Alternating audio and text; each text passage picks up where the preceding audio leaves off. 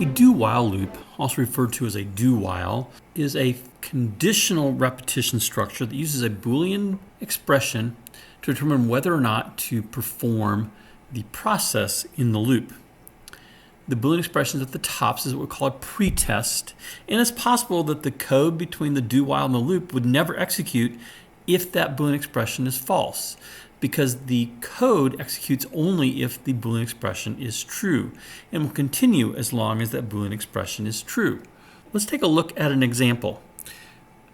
We might use a do-while to do data validation or input validation. So here I have an integer variable called mynum and a string called entry. I'm going to ask the user to enter a number between 1 and 10. My do-while is while mynum is less than or equal to 0, and at this point that's true because it does equal 0, or mynum is greater than 10, I'm going to ask the user to enter an integer between 1 and 10. This is input validation.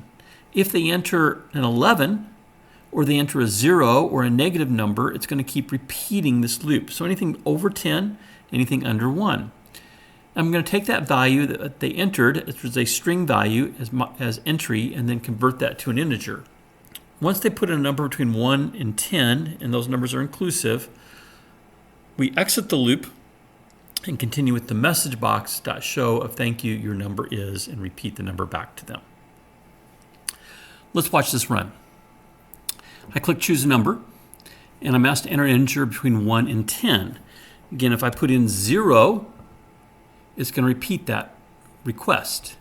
If I put in 13, it's outside that range of 1 and 10, it's going to repeat the request.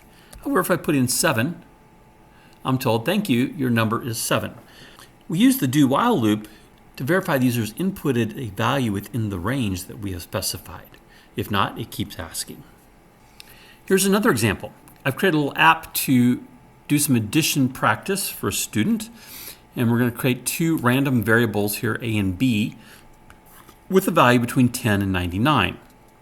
We're going to ask the user to add those together. And if their answer is not correct, we're going to ask them to try again.